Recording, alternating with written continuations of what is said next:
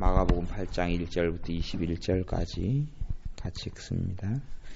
그 즈음에 또 큰 무리가 있어 먹을 것이 없는지라 예수께서 제자들을 불러 이르시되 내가 무리를 불쌍히 여기노라. 저희가 나와 함께 있은지 이미 사흘임에 먹을 것이 없도다. 만일 내가 저희를 굶겨 집으로 보내면 길에서 기진하리라. 그 중에는 멀리서 온 사람도 있느니라.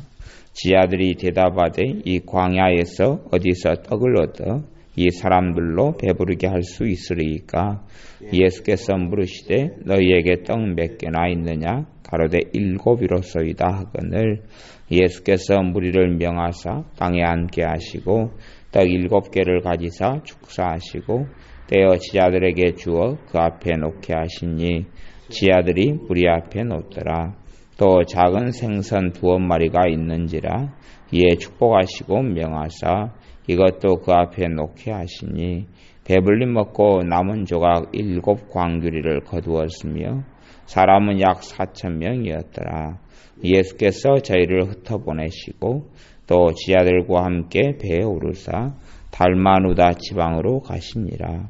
바리새인들이 나와서 예수께 힐난하며 그를 시험하여 하늘로서 오는 표적을 구하거늘 예수께서 마음속에 깊이 단식하시며 가라사대 어찌하여 이 세대가 표적을 구하느냐?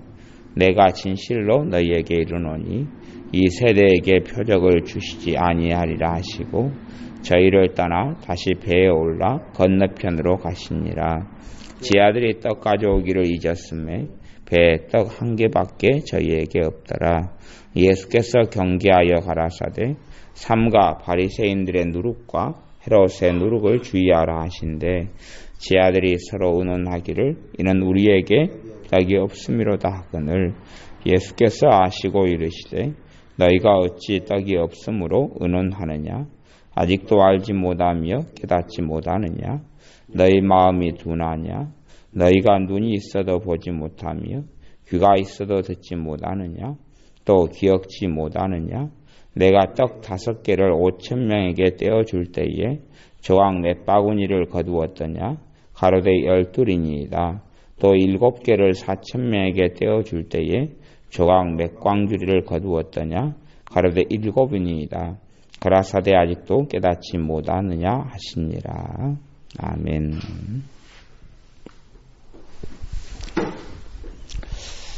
마가복음 8장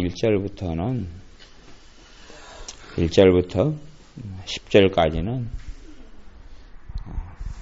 사람들에게 다시금 과거의 오병이어의 기적처럼 사람들에게 떡 7개와 물고기 2마리로 그러면은 떡 7개고 물고기 2마리면 7병이어가 되겠죠. 7병이어로 4,000명을 먹인 이런 기적이 나옵니다. 기적의 중심과 핵심에는 그게 있어요.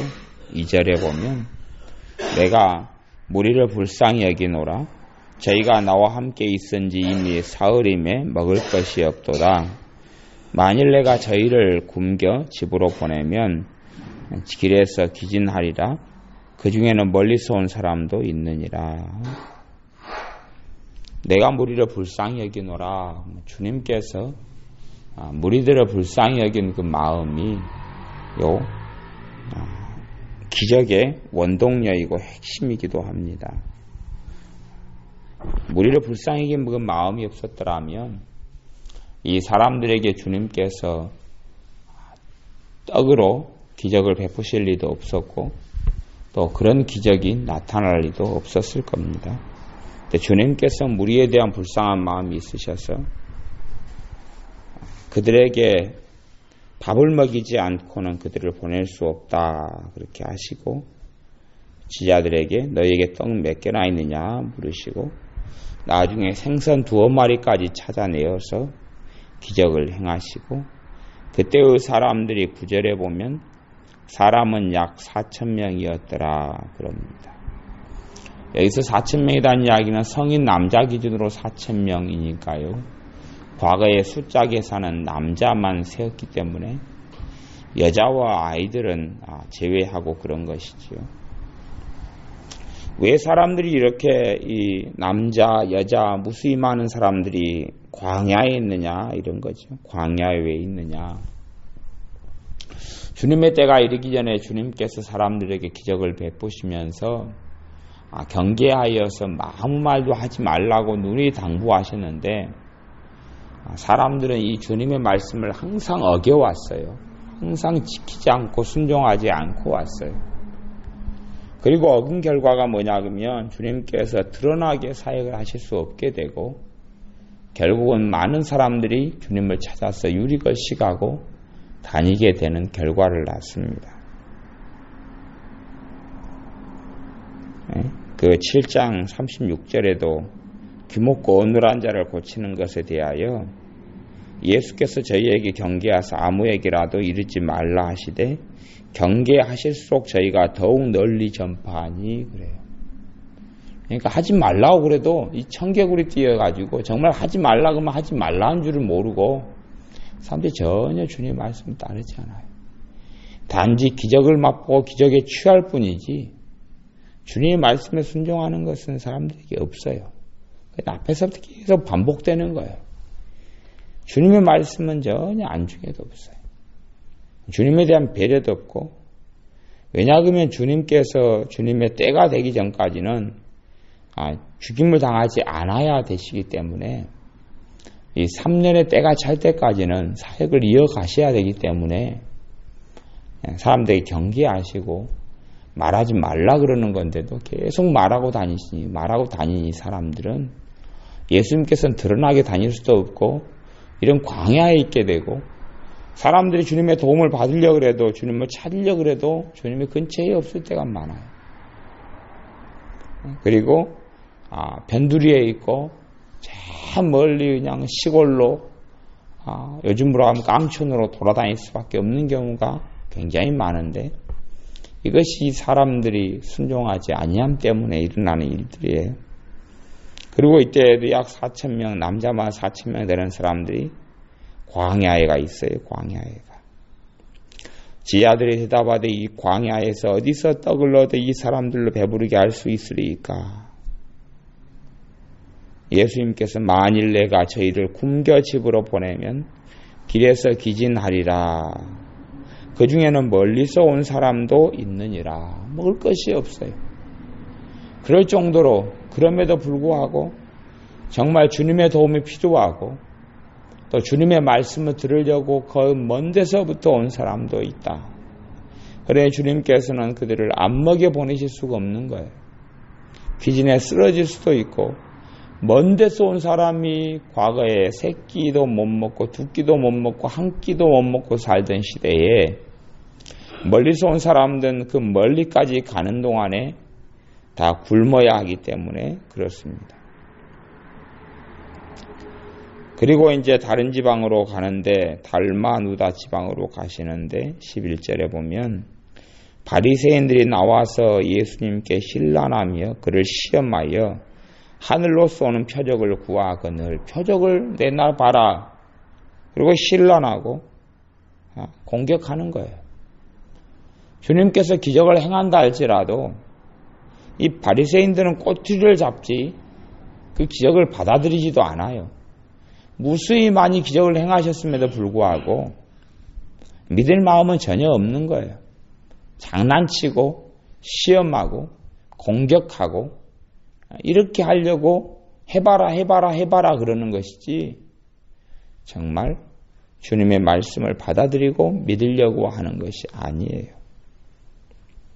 그러니 주님께서는 12절에 탄식합니다. 마음속에 깊이 탄식하시. 12절에 예수께서 마음속에 깊이 탄식하시며 가라사대 어찌하여 이 세대가 표적을 구하느냐. 이 세대가 표적을 구하느냐. 이 주동자들이 바리새인들이지만 바리새인들만이 아니다는 이야기예요. 바리새인들만이 그러는 게 아니에요. 무수히 많은 사람들도 마찬가지로 표적만 구하는 거예요. 주님을 따른다기보다는 뭔가의 주님의 어떤 역사와 능력을 구하는 거지 주님 자신을 원하고 주님 자신을 구하는 사람은 거의 없단 말이에요. 그런 사람들이 없어요. 그런 사람들이 없어요. 요즘에도 그러지요. 주님과 함께 높아지기를 원하는 사람은 있지 주님과 함께 낮아지기를 원하는 사람은 없단 말이죠. 주님과 함께 유명해지기를 원하지 주님과 함께 비천한 곳에 있기를 원하는 사람은 없어요. 이것은 심각한 문제예요. 주님과 함께 뭐 대단하고 위대한 일을 하기는 원하지 주님과 함께 화장실 청소하기를 원하는 사람 별로 없어요. 아주 잘못된 데서 사람들은 살고 있는 거예요. 요즘에 믿는 사람들도 굉장히 거룩한 척하고 고상한 척하고 하지만 주님과 함께 낮은 데로 들어가는 사람은 찾기가 어려운 시대예요. 주님을 이용해서 자기의 영적 명예욕을 충족시키려 하고 주님을 이용해서 성공하기를 원하고 주님을 이용해서 위대하게 되기를 원하지 주님을 위하여서 사람들이 거들떠보지 않는 곳에서 사람들이 인정하지 않는 곳에서 사람들이 알아주지 않는 곳에서 살고 거하기는 원치 않아요. 그것이 표적을 구하는 바리새인들과 표적을 구하는 예수님 시대의 사람들, 그 시대의 유대인들과 크게 다를 바가 없는 거죠. 눈에 보이는 표적만 구해요. 능력 있는 하나님만 구하고 전능하신 주님을 구하지. 주님께서 지신 십자가와 주님께서 걸어가신 그 삶의 모습과 삶의 자리는 원하지 않는 것이 이 세대고 주님께서 이 세대에게 표적을 주시지 아니하리라 말씀하세요. 이들이 원하는 표적을 아무리 주어봐야 이들은 그걸로 짓밟을 뿐이에요. 돼지에게 진주를 주지 말라. 짓밟아요. 필요가 없어요. 필요가 없는 것들이에요. 하나님의 표적과 능력을 보여도 그들은 진심이 아니에요. 진심이 아니고 진심으로 받아들일 마음이 없는 거예요. 조롱하고 우롱할 뿐이에요. 예수님께서 저희를 떠나 다시 배에 올라 건너편으로 가시니라. 예수님께서 거부하셔요. No, 안 한다. 표적을 주지 않는다. 보이지 않는다. 거부하시는 거예요. 주님께서는 예스맨이 아니셨어요. 주님께서는 항상 예스, 알았다, 그렇게 하겠다. 그런 예스맨의 삶을 사신 게 아니에요. 주님께서 거부하셨어요. 거부하시고 배 올라 건너편으로 가셨어요. 그러면서 제자들에게 15절에 보면 예수께서 경계하여 가라사대 삼가 바리새인들의 누룩과 헤롯의 누룩을 주의하라 하신데 바리새인들의 누룩과 헤롯의 누룩을 주의하라. 삼가해라. 주의하라. 바리새인들의 누룩과 헤롯의 누룩이라면 당시에 헤롯 그러면 헤롯파가 있었어요. 헤롯파. 헤롯 당이 있었어요. 당시에 당들이 꽤 많이 있죠. 열심당이 있고 헤롯 당이 있고 바리새파, 바리새 당이 있고 그 다음에 사두개 당이, 사두개 파가 있고 그래요. 이런 것들이 그 시대를 이끌고 있는 그러한 이런 파당들이에요. 파당들. 우리나라도 뭐 조선시대가 되면은 양반들 가운데서 뭐 시파가 나라를 이끌고 벽파가 나라를 이끌고 뭐 이런 어떤 시대들이 있는 것하고 비슷해요. 비슷해요. 그래서 그 파에 속한 사람들만 정권을 잡고 우리도 그러죠. 지금 한나라당에 속한 사람들이 정권을 잡잖아요. 그런 것처럼 이렇게 비슷해요. 비슷해요. 그래 바리새인들의 누룩과 헤롯의 누룩을 주의하라. 누룩이란 말은 교훈을 이야기하죠. 그들의 교훈, 그들의 가르침들이 위험하기 때문에 가르침들을 주의해라는 거예요. 겉으로는 가르침들이 번지르하고 옳게 여기는 가르침들을 가르치는데 깊이 들어가면 사실은 옳은 게 아니기 때문에 그래요. 누룩의 습성은 뭡니까? 번치죠, 번쳐. 누룩의 습성은 번져요. 그 가르침들을 주의하지 않으면 온통 다 누룩으로 다 번칠 수밖에 없는 그런 특성들이 있어요. 17절에 보면 예수께서 하시고 이르시되 너희가 어찌 떡이 없으므로 의논하느냐. 누룩 이야기를 하니까 떡 이야기를 하는갑다라고 생각하고요. 아직도 알지 못하며 깨닫지 못하느냐. 너희 마음이 둔하냐. 너희가 눈이 있어도 보지 못하며 귀가 있어도 듣지 못하느냐. 또 기억지 못하느냐. 그러면서 21절에는 가라사대 아직도 깨닫지 못하느냐 하시니라. 둔해요. 둔하다는 이야기. 듣기에 둔해요. 지하들이 알아먹지를 못하는 거예요. 둔해요. 생각이 둔하고 마음이 둔하고 깨닫지 못해요. 그러니까 예수님의 안타까움이 여기에 있어요. 가르쳐줘도 지하들은 엄한 데서 헤매는 거예요. 엄한 데서 헤매요. 주님이 말씀하셔도 그 말씀이 그냥 항상 비운 줄 알고 무슨 뜻입니까? 어떨 때 물어보고요. 뻔히 알아야 되는데 7장에도 그런 일이 있었죠. 7장에도 밖에서 안으로 들어가는 것이 능히 사람을 더럽게 하지 못하고 못함을 알지 못하느냐? 이는 마음에 들어가지 아니하고 배에 들어가 뒤로 나감이니라. 주님께서 이야기해요. 그런데 제자들이요. 뭐들 안 먹어요. 밖에서 안으로 들어가는 것이 사람을 더럽게 하는 게 아니다. 그래서 그게 무슨 뜻인가 그래요. 그러니 듣는 것이 굉장히 둔해요. 알아먹는 게 둔해요. 말씀 알아먹지는 못해요. 너희가 어찌 듣는 게 둔하냐? 너희 마음이 둔하냐? 너희 마음이 둔하냐? 마음이 둔해요. 그러니 주님의 말씀이 무슨 말인지 못 알아먹어요. 이렇게 지자들은 살아가고 주님께서 3년의 공생의 사역이 마칠 때가 다 되어졌어요. 되어지는데도 불구하고 지자들은 잘 몰라요. 눈이 가려워져서 잘 모르고 잘 깨닫지 못하고 잘 보지 못해요. 그리고 지나갑니다. 주님의 탄식이 거기에 있고 주님의 안타까움이 거기에 있어요. 주님이 보는 것을 지자들은 보지 못하고 주님이 바라보는 것, 주님이 관심 있는 것을 지자들은 관심 별로 없어요. 그래서 주님께서 지자들의 마음이 둔하다 그러는 거예요. 마음이 둔하다는 이야기, 이들이 지혜롭지 못하다거나 이들이 주로 출신들이 어부들이 많았고 촌 출신들이 대부분이기 때문에 무식하다는 이야기가 아니에요. 마음이 둔하다는 이야기는 마음이 진리에 열려있지 않다는 이야기예요. 자기의 삶의 고정관념, 자기 생각들, 자기 중심성들 이런 것들로 가득 차 있어요.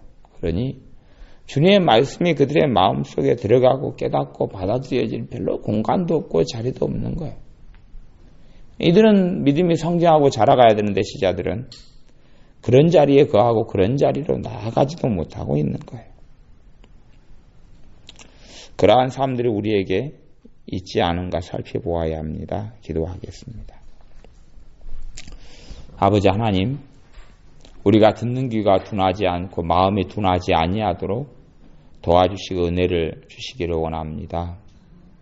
우리의 삶 속에 있는 누룩들이 과연 어떤 누룩들인지 바리새인들의 누룩처럼 이렇게 못 쓴 것들인지 아니면 올바른 것들인지 우리의 가치관들, 우리의 생각들, 삶의 방향과 목적들 돌아보게 하셔서 단지 표적을 구하는 자로서만 살지 않게 하여 주옵소서.